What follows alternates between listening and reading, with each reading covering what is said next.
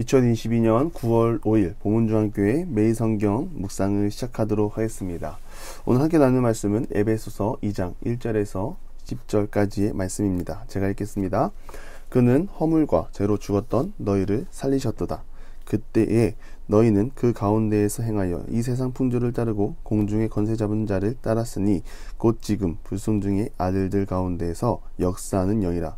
전에는 우리도 다 그 가운데서 우리 육체의 욕심을 따라 지내며 육체와 마음에 원하는 것을 하여 다른 이들과 같이 본질상 진노의 자녀였더니 긍휼이 풍성하신 하나님이 우리를 사랑하신 그 큰 사랑을 인하여 허물로 죽은 우리를 그리스도와 함께 살리셨고 너희는 은혜로 구원을 받은 것이라. 또 함께 일으키사 그리스도 예수 안에서 함께 하늘에 앉히시니 이는 그리스도 예수 안에서 우리에게 자비하심으로써 그 은혜의 지극히 풍성함을 오는 여러 세대에 나타내려 하심이라. 너희는 그 은혜에 의하여 믿음으로 말미암아 구원을 받았으니 이것은 너희에게서 난 것이 아니요 하나님의 선물이라. 행위에서 난 것이 아니니 이는 누구든지 자랑하지 못하게 함이라. 우리는 그가 만드신 바라 그리스도 예수 안에서 선한 일을 위하여 지으심을 받은 자니 이 일은 하나님이 전에 예비하사 우리로 그 가운데 행하게 하려 하심이니라. 우리를 살리신 분은 예수 그리스도입니다. 우리는 이 사실을 늘 기억하면서 살아가야 합니다. 우리가 이 사실을 잊는다면 우리는 착각하게 됩니다. 나의 노력과 열심으로 내가 이렇게 살아간다고 말하는 교만에 빠지게 됩니다. 교만에 빠지게 되면 우리 삶에 하나님이 보이지 않습니다. 우리가 은혜로 살아간다는 것을 잊고 살고 하나님 없이 살 수 있다고 말하는 그 악한 모습으로 다시 돌아가는 것입니다.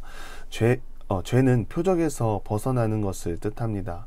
우리의 표적은 하나님입니다. 우리가 하나님 앞에 나아갈 때 우리는 바른 길에서 바른 삶을 살 수 있습니다. 그런데 우리가 표적 되시는 하나님을 집중하지 않으면 우리는 하나님으로부터 벗어나 죄악된 삶을 살아갈 수밖에 없습니다.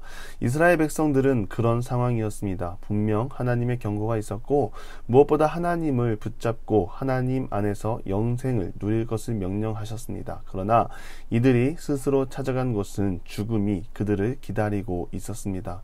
죽음이 기다리고 있는 인생 가운데 하나님이 찾아가셨습니다. 하나님이 찾아가셔서 건져내시고 구원해 내십니다. 죽음에서 건져내시는 분은 하나님이십니다. 사람의 노력과 열심이 아니라 하나님이십니다. 그 하나님을 기억하며 나아갑시다. 세상에 보이는 것이 우리를 구원하는 것이 아니라 우리를 위해 십자가에 못 박히신 예수님만이 우리를 구원해 내시는 줄 믿습니다. 바울은 말합니다. 이 세상의 풍조를 따르고 공중권세 잡은 자를 따랐으며 불순종 가운데 역사하는 영이라 말합니다. 사단의 유혹은 언제나 달콤합니다. 지금도 달콤하기에 우리가 긴장하고 깨어있지 않는다면 우리는 사단의 계략에 넘어갈 수밖에 없습니다. 여러분들은 인정하시는지요? 사도 바울은 말합니다. 선줄로 생각하지 말고 겸손하게 하나님을 보라고 말합니다. 선줄로 생각하고 자만하는 순간 우리는 사단의 계략에 넘어가는 것입니다. 이제 넘어지는 일만 남은 것입니다. 사람의 마음이 연약해질 때 사단은 그 마음을 파고듭니다. 그 마음에 사랑이 아니라 미움과 원망, 불만과 시기, 질투를 불어넣습니다. 그런 상황에 이르게 되면 선한 길에서 벗어나 악한 삶을 살게 됩니다. 사울 왕의 모습이 어떻습니까? 골리앗과 전투에서 승리한 다윗을 죽이려고 합니다.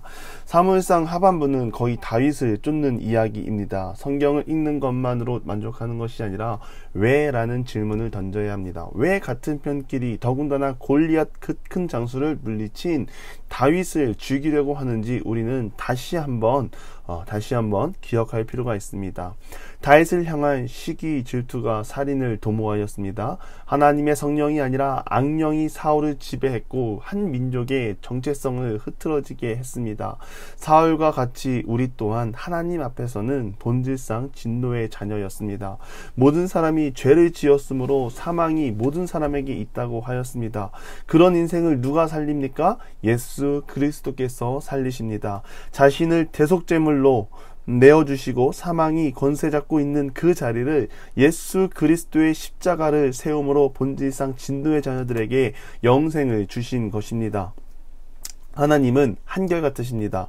포기하지 않으시고 진노의 자녀임에도 불구하고 긍휼이 풍성하신 하나님이 우리를 사랑하신 그 큰 사랑으로 살리셨습니다.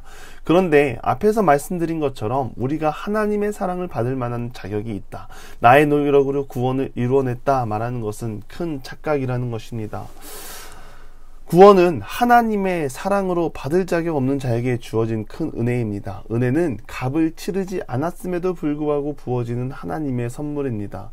하나님은 하나님의 백성들에게 값없이 준 선물을 더 나눠주기 원하십니다.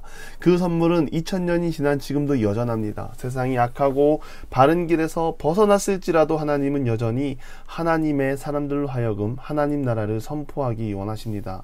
시대에 빠져 살다 보면 하나님으로부터 부름을 받았지만 하나님을 잊고 살 때가 있습니다. 가나안 땅에서 이스라엘 백성들이 그랬습니다. 하나님의 자녀임에도 불구하고 이스라엘 백성들은 우상 숭배하기 바빴습니다. 북이스라엘의 빠른 멸망이 무엇 때문입니까? 한결같이 우상을 따라갔고 하나님 편에 서는 것이 아니라 우상 편에 섰습니다. 하나님 그냥 내버려 두셨나요? 아닙니다. 때에 맞게 선지자들을 보내시고 하나님의 이름을 선포했습니다. 너희의 주인은 우상이 아니라 전능하신 하나님, 만물의 창조주라는 것을 계속해서 선포한 것입니다. 하나님의 사랑은 바로 이런 것입니다. 헛된 길에 빠져 사망의 길에 빠지면 그만일 수 있습니다. 하지만 사람은 그렇게 생각할지 몰라도 하나님은 아닙니다. 한 사람이라도 더 하나님을 찾고 하나님 앞으로 나아오는 사람을 기다리시는 것입니다. 예수님 다시 오신다는 약속에 왜 이리 지체되고 있습니까? 그 이유는 하나님의 큰 사랑이 참고 기다리고 있는 것입니다. 거짓말을 운운할 때가 아니라 참고 기다리는 하나님을 바라보고 우리가 다시 한번 하나님 앞에 나아가야 합니다. 우리가 헛된 길에 서 있다면 바른 길을 찾아 하나님 품으로 돌아갑시다. 지금 바른 길에서 하나님과 함께 동행하고 있다면 날마다 하나님을 가까이 하고 하나님 나라를 선포하고 복음을 증거하는 데 힘쓰는 우리가 되기를 바랍니다. 이 땅에 교회를 세우시고 우리를 모이게 하신 목적이 바로 거기에 있습니다. 본질을 잊어버리면 교회의 사명과 역할을 감당하지 못하게 됩니다. 또한 우리가 먼저 하나님의 선물을 받은 사람과 같이 살아갑시다. 하나님의 선물, 눈에 보이는 건물, 로또, 물질, 재물, 권력, 돈 이런 것이 아닙니다. 하나님이 주시는 진짜 선물은 영생과 평안함, 기쁨인 줄 믿습니다. 우리가 그 선물 안에 빠져 살다 보면 우리를 통하여 하나님 나라가 선포되는 것입니다. 예수님이 나를 위해 십자가에 못 박히시고 대신 죽으신 이유는 예수 이름 의지하여 많은 사람을 하나님 앞으로 인도하기 위함인 줄 믿습니다. 우리가 선한 일을 위해 지음받았으니 끝까지 하나님의 선함을 붙들고 천국문을 두드리는 우리 모두가 되기를 바랍니다. 값없이 받은 구원의 은혜 값없이 흘려보내고 이 세상의 유익이 아니라 하늘나라의 유익을 바라보며 날마다 하나님 앞에 나아가는 우리가 되기를 바랍니다. 또한 많은 기도 제목과 근심과 걱정 앞에 먼저 나를 사랑하시고 지키는 분은 하나님이라는 사실을 잊지 맙시다. 죽을 자를 살리신 하나님은 사람을 그냥 내버려 두시는 분이 아니십니다. 부름받는 그날까지 하나님의 때에 맞게 우리를 지키시고 인도하시는 줄 믿습니다. 오늘 하루도 그 믿음으로 나아가는 모든 하나님의 사람들이 되기를 간절히 축원합니다. 기도하겠습니다. 하나님, 본질상 진노의 자녀를 사랑하셔서 건져주신 은혜에 감사드립니다. 무엇보다 하나님 편에 서서 하나님을 바라보며 날마다 주님을 높이며 나아가는 하나님의 사람이 되게 하여 주시옵소서. 예수님의 이름으로 기도드리며 이제는 우리 구주 예수 그리스도의 은혜와 하나님의 극진하신 사랑하심과 성령의 감화 감동 교통하심이 날마다 하나님을 바라보며 본질상 진노의 자녀를 살리신 그 하나님의 사랑을 기억하며 나아가기를 소망하는 사랑하는 보문중학교 모든 성도님들 위해 이제로부터 영원토록 함께 하시기를 간절히 축원하옵나이다. 아멘.